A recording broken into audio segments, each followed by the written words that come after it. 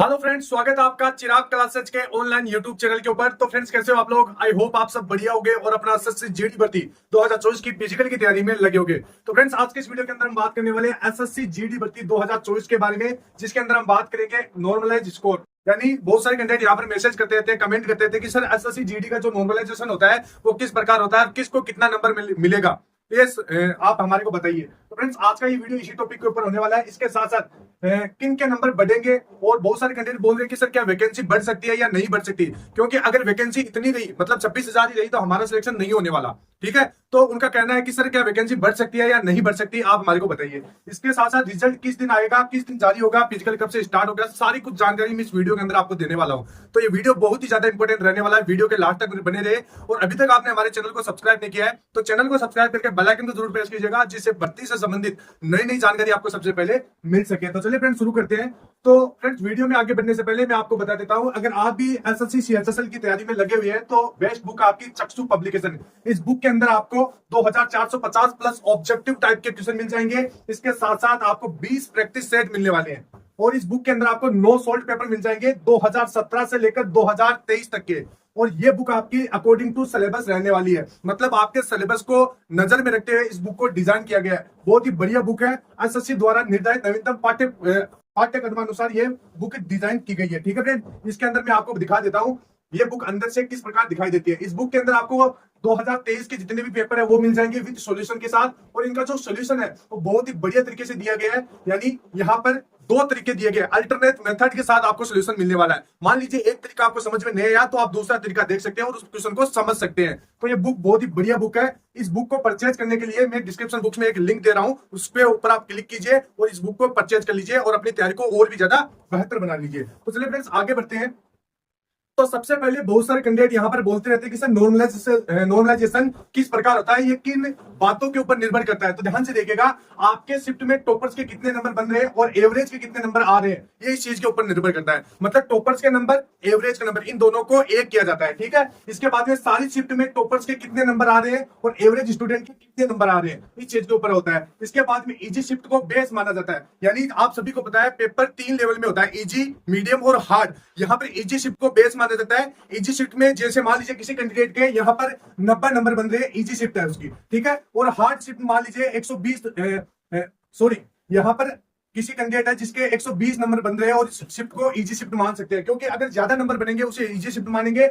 और hard shift मान लीजिए उस कैंडिडेट, किसी कैंडिडेट के यहाँ पर 90 नंबर बन रहे हैं तो उसको हार्ड शिफ्ट किस प्रकार कहते हैं, क्योंकि यहाँ पर कम नंबर बन रहे हैं। अब यहाँ पर क्या होगा, कितने नंबर ज्यादा है, मतलब लगभग 30 नंबर ज्यादा है, तो सभी शिफ्टों में 30-30 नंबर यहाँ पर बढ़ा दिया जाएगा। तो ये होता है नॉर्मलाइजेशन, मतलब इजी शिफ्ट को बेस बनाकर सभी शिफ्टों को कंपेयर किया जाता है। ठीक है, इसके बाद में एक्यूरेसी का नॉर्मलाइजेशन के ऊपर कोई फर्क नहीं पड़ता। बहुत सारे कैंडिडेट बोलते हैं कि सर एक्यूरेसी हमने बहुत ज्यादा गलत कर दिए, हमने बहुत ज्यादा सही कर दिए, तो क्या हमारे को नंबरों के ऊपर फर्क पड़ेगा? तो बिल्कुल फर्क नहीं पड़ने वाला। इसके बाद में आपने कौन से सब्जेक्ट में कितने नंबर प्राप्त किए उसका भी नॉर्मलाइजेशन के ऊपर कोई फर्क नहीं पड़ता। इसके बाद में कैटेगरी का भी नॉर्मलाइजेशन के ऊपर कोई प्रभाव नहीं पड़ता, चाहे आपकी कोई भी कैटेगरी हो, एससी, एसटी, ओबीसी, ईडब्ल्यूएस। ठीक है, इसके बाद में अगर आपकी शिफ्ट हार्ड है तो आपके नॉर्मलाइजेशन में नंबर ज्यादा बढ़ेंगे, ये तो कन्फर्म है। मतलब अगर आपका शिफ्ट हार्ड है, बच्चों के कम नंबर बन रहे, तो आपकी शिफ्ट में नॉर्मलाइजेशन में नंबर बढ़ेंगे। इसके बाद में अगर आपने हार्ड सवालों को ज्यादा अटेंड किया है तो आपका नॉर्मलाइजेशन में भी नंबर बढ़ेगा। तो ये होती है नॉर्मलाइजेशन की बातें, मतलब इन चीजों के ऊपर नॉर्मलाइजेशन निर्भर करता है। बता देता हूं,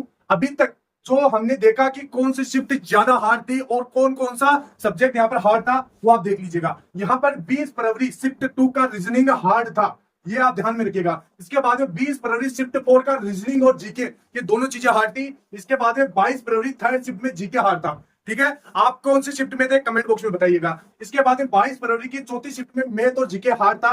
29 फरवरी को सेकंड शिफ्ट में जीके हार्ड था, और 1 मार्च सेकंड शिफ्ट और थर्ड शिफ्ट, इन दोनों के अंदर रीजनिंग हार्ड थी और जीएस हार्ड था। 1 मार्च की थर्ड शिफ्ट के अंदर, 5 मार्च सेकंड शिफ्ट के अंदर जीएस और मैथ दोनों हार्ड था। 6 मार्च को फर्स्ट शिफ्ट में जीके हार्ड था और 6 मार्च को थर्ड शिफ्ट के अंदर जीके हार्ड था। अब यहाँ पर एक देख लीजिए, ये यहाँ पर एग्जाम डेट दे दी गई है और यहाँ पर आपकी एग्जाम की शिफ्ट दे रखी है, एवरेज मार्क कितने बन रहे हैं, नॉर्मलाइजेशन में इनके कितने नंबर बढ़ सकते हैं, सारा कुछ मैंने यहाँ पर बता रखा है। अब जैसे मैं एक चीज आपको बता देता हूँ, जैसे 27 फरवरी की थर्ड शिफ्ट के अंदर एवरेज मार्क यहाँ पे 96.68 बन रहे हैं और इस शिफ्ट में बच्चों के 20 से 22 नंबर तक बढ़ने का पूरा पूरा चांसेस है। ठीक है, ये चीज ध्यान में रखिएगा। इसके बाद में जैसे अगर देखें 1 मार्च 2024 की यहाँ पर थर्ड शिफ्ट के अंदर बच्चों के एवरेज मार्क इतने आ रहे हैं 98.747। इसके बाद में यहाँ पर 18 से 20 नंबर इन बच्चों के बढ़ने वाले हैं। तो यहाँ पर मैंने सारा कुछ बता रखा है, एक बार आप स्क्रीनशॉट ले लीजिएगा। अब आगे बढ़ते हैं।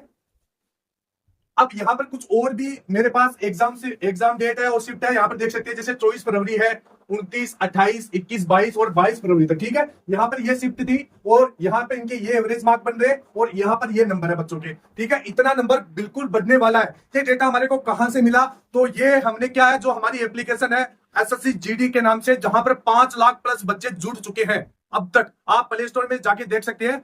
उस एप्लीकेशन से बहुत बच्चों ने यहां पर अपना आंसर की चेक किया था और आंसर की चेक करने के बाद उनका डेटा उसके अंदर, जैसे उसके अंदर उनके नंबर वगैरह कितने नंबर बने, यहां पर उनका थोड़ा बहुत रिकॉर्ड हमारे पास रहता है। उसके अंदर हमने देखा कि बच्चों के कौन सी शिफ्ट में कितने कितने नंबर यहां पर बढ़ रहे हैं। ठीक है, तो ये चीज आप देख सकते हैं और इसी के हिसाब से हमने ये बता रखा है आपको। इसके बाद में यहां पर देख सकते हैं कि जैसे यहाँ पर कुछ और एग्जाम डेट है और ये शिफ्ट वगैरह, ये एवरेज मार्क और यहाँ पर ये इतना नंबर। आप कौन सी शिफ्ट में थे, आपको कौन सी डेट के अंदर आपका एग्जाम था, ये आप कमेंट बॉक्स में बताइएगा। ठीक है, तो आपका कितना नंबर बन रहा है ये भी आप हमें बता सकते हैं, हम वहां पर भी आपका रिप्लाई देते रहेंगे।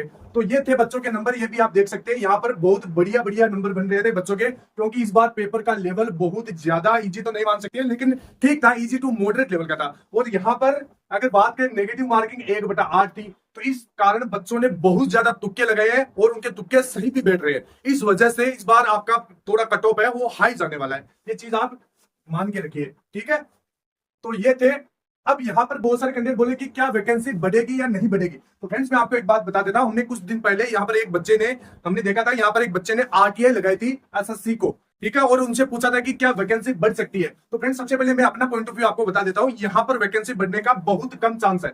अगर यहाँ पर वैकेंसी क्यों नहीं बढ़ रही मैं आपको बता देता हूँ, क्योंकि 2025 की वैकेंसी है उसको जल्द उसका नोटिफिकेशन भी जारी कर दिया गया है। इस वजह से आपकी ये 2024 वाली वैकेंसी है ये नहीं बढ़ेगी। ठीक है, यहाँ पर इसमें 26,000 ही पद रहने वाले हैं, वैकेंसी बढ़ने का बहुत कम चांस है। अगली वैकेंसी के अंदर थोड़े पद है वो बढ़कर आ सकते हैं। अब एक बार मैं आपको आरटीआई दिखा देता हूं, ये आप देख सकते हैं आरटीआई देखिए। अब यहां पर देख सकते हैं इस बच्चे ने यही पूछा था कि एसएससी से पूछा था कि क्या एसएससी जीडी भर्ती 2024 की वैकेंसी बढ़ सकती है या नहीं बढ़ सकती। और ये आरटीआई की आप डेट वगैरह सारा कुछ यहां पर देख सकते हैं, मैं आपको दिखा देता हूं। 23 फरवरी 2024 को यहां पर देख सकते हैं। इसके अंदर पूछा था कि क्या एसएससी जीडी की वैकेंसी बढ़ सकती है, तो यहां पर साफ साफ एसएससी ने बोल दिया था कि बढ़ेगी वैकेंसी। तो आपको ऑफिशियल वेबसाइट, उस समय ऑफिशियल वेबसाइट कौन सी थी, ssc.nic.in। उस समय आपकी जो ऑफिशियल वेबसाइट ये थी। तो एसएससी ने कहा था इस वेबसाइट के ऊपर जब भी वैकेंसी बढ़ेगी हम आपको इन्फॉर्म कर देंगे। ठीक है, लेकिन अब क्या आपकी जो वेबसाइट है वो चेंज हो गई है, जो गवर्नमेंट वाली हो गई है। उसके अंदर आपका अगर कोई भी इस प्रकार का नोटिस आता है तो मैं सबसे पहले वीडियो बना के आपको बता दूंगा। यानी एसएससी ने यही कह रखा है कि जो आपके अभी आधिकारिक वेबसाइट है, अगर वैकेंसी बढ़ती है तो उसके ऊपर आपको सूचित कर दिया जाएगा। ठीक है, तो ये आप देख सकते हैं। यानी कि एक तरीके से आप मान सकते हैं कि वैकेंसी बढ़ने का प्रावधान तो है, लेकिन ये सारा कुछ एसएससी के ऊपर निर्भर करता है। और ये मेरे हिसाब से इस बार आपके एसएससी जीडी जो अभी जो वैकेंसी चल रही है ये नहीं बढ़ेगी। अगली वाली वैकेंसी के अंदर पद ऐड होके आ सकते हैं। ठीक है, अब यहाँ पर रिजल्ट कब आएगा, तो फ्रेंड रिजल्ट मैं आपको बता देता हूं। अभी कल चुनाव का रिजल्ट आया था, तो इलेक्शन एक बहुत बड़ा रीजन था आपका एसएससी जीडी के रिजल्ट को रोके रखने का। ठीक है, तो इस वजह से अभी तक रिजल्ट नहीं आया था। तो सबसे पहला कारण था आपका इलेक्शन, इस वजह से आपका जो जीडी का रिजल्ट था वो नहीं जारी हो रहा था। दूसरा था आपका जो बिड की डेट थी, जो बिड की डेट थी उसको बार बार यहाँ पर बढ़ाया जा रहा है। अभी आपका यहाँ पर लगभग 11 जून कर दी गई है। यानी आईटीबीपी को अभी कोई एजेंसी इस प्रकार की मिली नहीं है जो आपका फिजिकल कंडक्ट करवा सके। यानी अब यहाँ पर पता कब चलेगा, 11 जून को यहाँ पर पता चलेगा। ठीक है, तो यहाँ पर हम अंदाजा लगा सकते हैं कि लगभग आपका 15 जून के करीबन, 15 जून के करीबन आपका एसएससी जीडी है उसका रिजल्ट जारी कर दिया जाएगा। और फिजिकल है आपका जून के एंड से लेकर जुलाई के बीच में आपका फिजिकल कंडक्ट करवा लिया जाएगा। ठीक है, तो ये चीज आप ध्यान रखिएगा। अब यहाँ पर रिजल्ट क्यों नहीं आ रहा था वो भी कारण आप जान लीजिए। यहाँ पर जो सीआरपीएफ ट्रेड्समैन है उसकी वैकेंसी है आ रखी है, उसका फिजिकल होना है। तो सबसे पहले इसका फिजिकल होगा, क्योंकि यहाँ पर साफ सभी को पता होगा सीआरपीएफ के यहाँ पर जो फिजिकल सेंटर है वो बहुत ज्यादा है। पहले इस वैकेंसी का ये वैकेंसी का फिजिकल होगा, इसके बाद ही आपका एसएससी जीडी का फिजिकल होने वाला है। तो ये 2-3 कारण थे, इस वजह से अभी तक आपका रिजल्ट है वो जारी नहीं हो रहा था। ठीक है, तो ये चीज आपको ध्यान में रखना है। और फ्रेंड्स, आपके कितने नंबर बंदे हैं, आप कौन से स्टेट से हैं, सारा कुछ लिखकर बताइए, हम वहां पर भी आपका आंसर देते रहेंगे।